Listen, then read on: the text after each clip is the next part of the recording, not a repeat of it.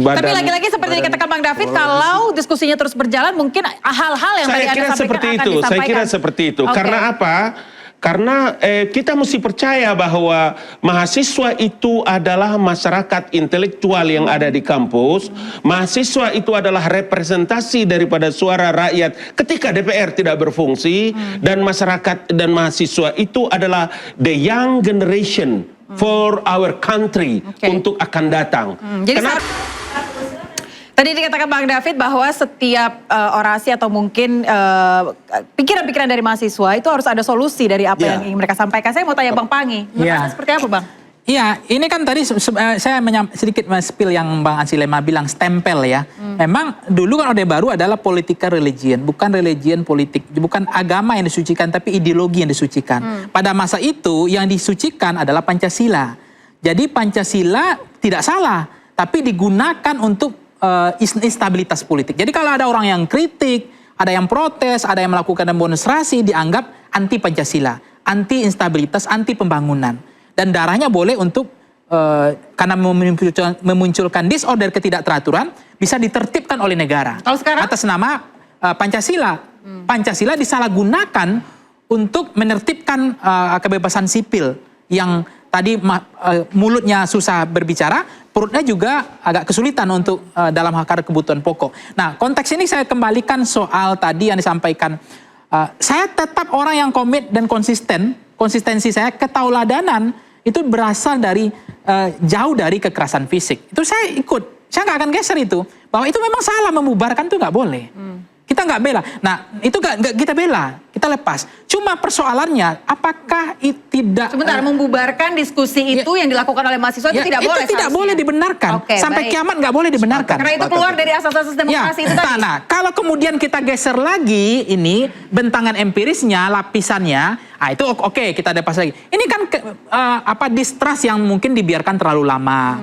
Memunculkan animo kepercayaan publik, membangun trust building itu susah, tapi itu disia-siakan selama ini. Contoh, harga dinaikkan suka-suka hati. Harga apa? Ya, misalnya kalau dulu kan naikkan bensin itu, BBM itu kan harus DPR, harus penuh kehati-hatian, deliberatif, prudensi. Tapi itu kan dinormalisasi oleh rezim sebelumnya juga. Tiba-tiba naik malam hari, tiba-tiba turun siang hari, ya kan? Itu kan kemarin itu dicicil, ditabung dulu nih. Tiba-tiba minyak kita diumumkan naik.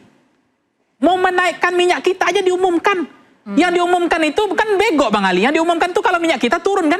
Apa yang diumumkan? Itu kan menabung lagi. Habis itu menterinya ngancam-ngancam.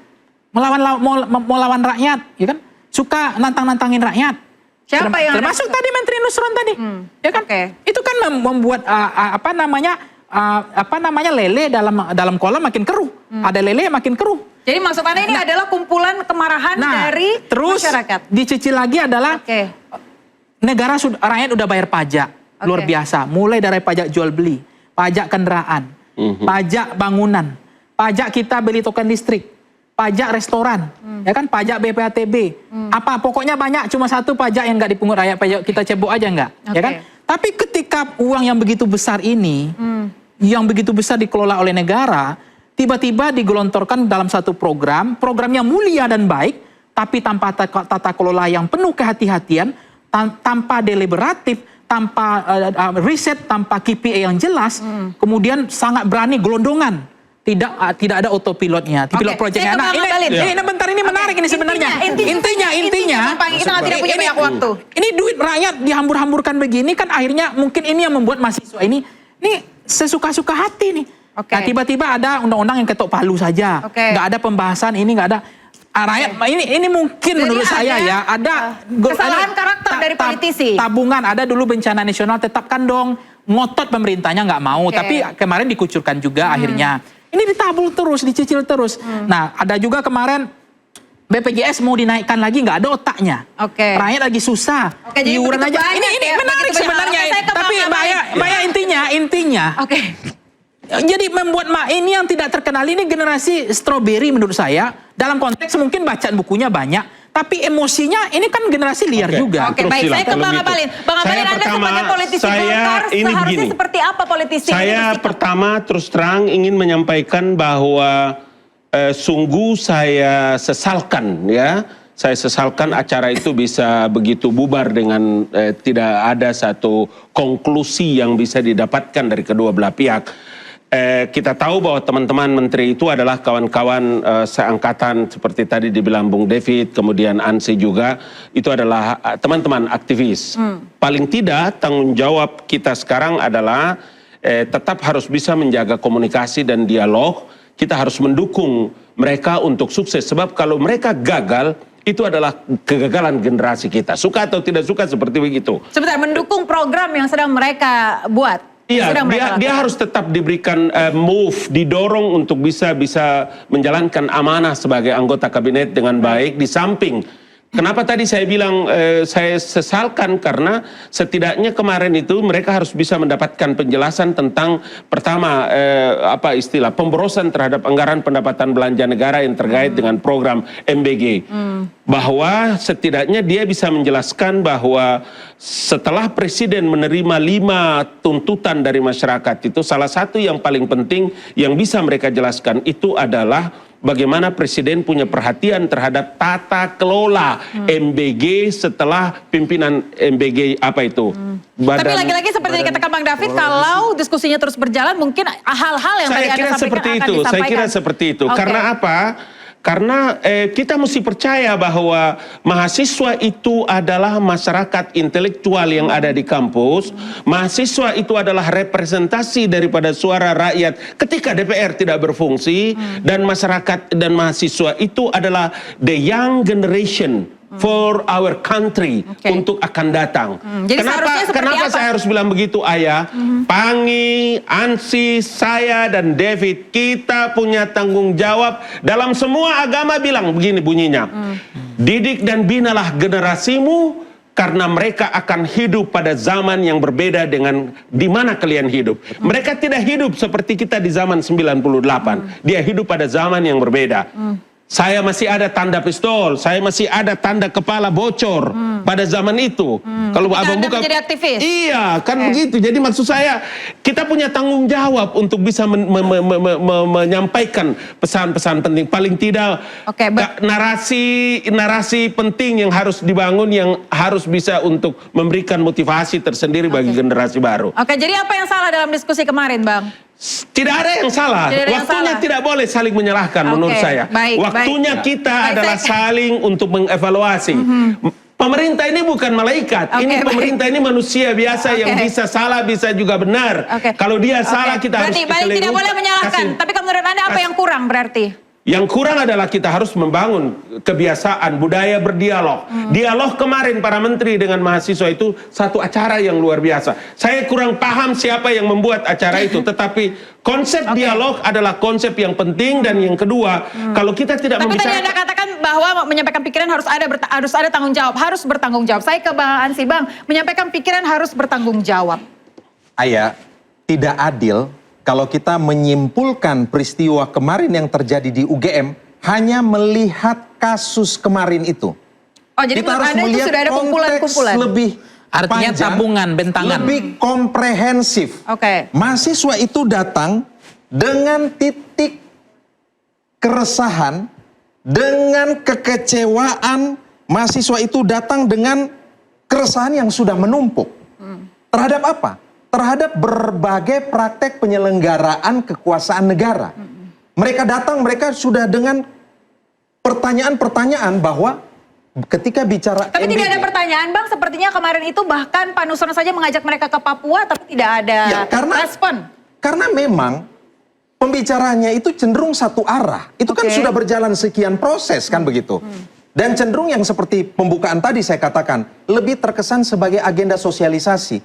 Bahkan sebelum sosialisasi itu berlangsung, terkesan lebih banyak sensasi, miskin argumentasi, bahkan provokasi kepada para mahasiswa. Tapi apa yang salah dengan sosialisasi pencapaian pemerintah? Loh, sosialisasi itu monolog, itu satu arah, itu bukan diskursus.